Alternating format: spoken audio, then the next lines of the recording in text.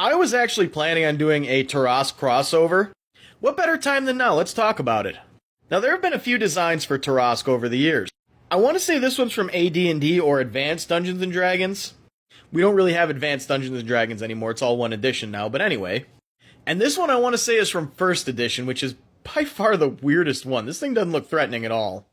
Although I'd say this one is the closest to a Brute Wyvern, this is the design people know, it's the one I'm going to go with, and I'm going to say there are some similarities with Brute Wyverns, yes.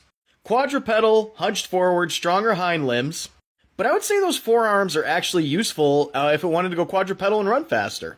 I think that kind of precludes it from being a Brute Wyvern. And this is one where I'm going to say, yeah, probably an Elder Dragon or a question mark. But there's a monster of similar design already in the game, a Cantor.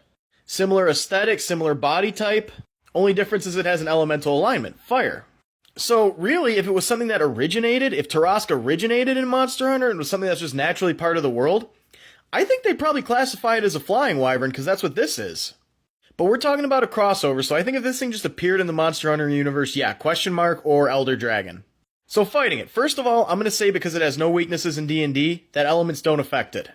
We're going opposite of what they did with Elatrion, where only elemental damage will do what you need it to do.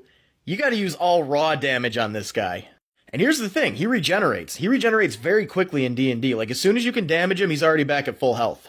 So I'm gonna say there's not gonna be any DPS checks, but you have to hit certain thresholds for his health to not regenerate.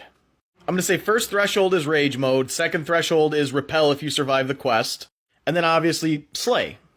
But here's where another problem comes in D&D, when this thing dies, it just comes back. You cannot destroy this thing, except with a spell called Wish, and there's no magic in Monster Hunter, so you're kinda screwed. So storyline-wise, it would have to be either them trying to push it back to Faerun, or we just have to change the rule and say he could be slain. I'd be okay with the second one. You know, he has to follow the rules of this universe to an extent. But yeah, I'd say also this thing has a massive health pool, probably the size of Fatalis in Monster Hunter World, so good luck, you're in for a big fight. Probably have to use siege weaponry and then your weapons.